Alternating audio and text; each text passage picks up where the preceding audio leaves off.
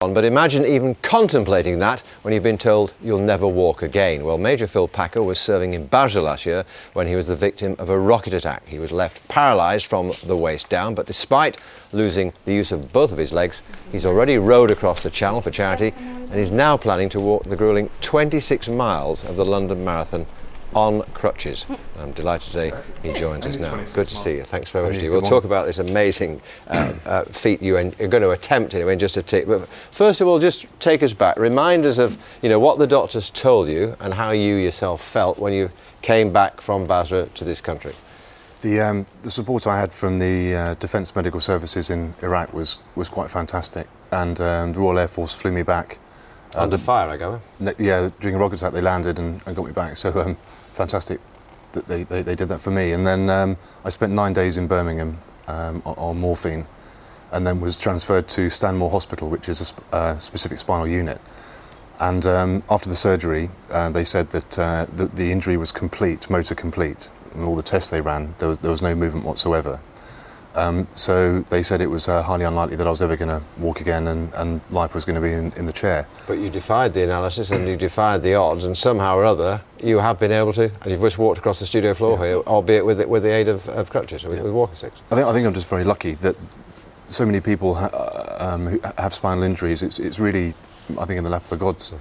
And I've just been one of the fortunate ones that's been able to get some movement back. You are still paralysed, partially paralysed? Yeah, across the whole waist area, the whole bladder, bowel function, there's nothing there at all. But where I've had sort of flickers in the muscle, Headley Court, the Defence Medical Rehabilitation Centre, they've concentrated on those muscle areas, because over a year the wastage is quite significant. There's not very much there at all. And you're still in pain, and yet you're contemplating walking 26 miles. It's it's neuropathic pain, so it's where the spinal cord was kinked, it's jingled everything up really. So sometimes I get good days and bad days, but there's normally like a level of pain all the time. But how are you going to walk 26 miles? I'm going to take your time over it. Obviously, you're going to take a couple of weeks, but even so, don't you risk further injury? No, I don't think so. My consultant said that I could only walk 2 miles a day, and he wouldn't suggest any more than that. So that's my limit.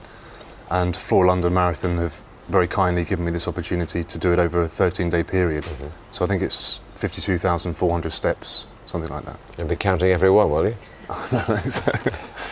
It's an amazing thing to take on, but you've already rowed the Channel. Yes. I mean, and you're doing it for a great cause, aren't you?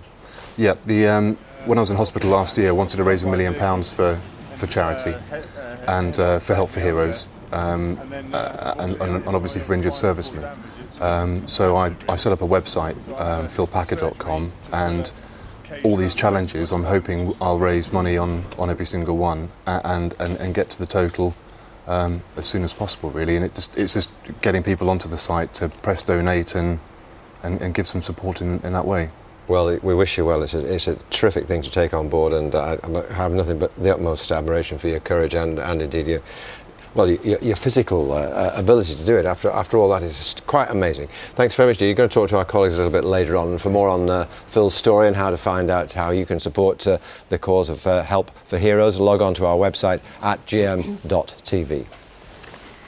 It's 6:43. Let's get a quick news update. Here's Priya.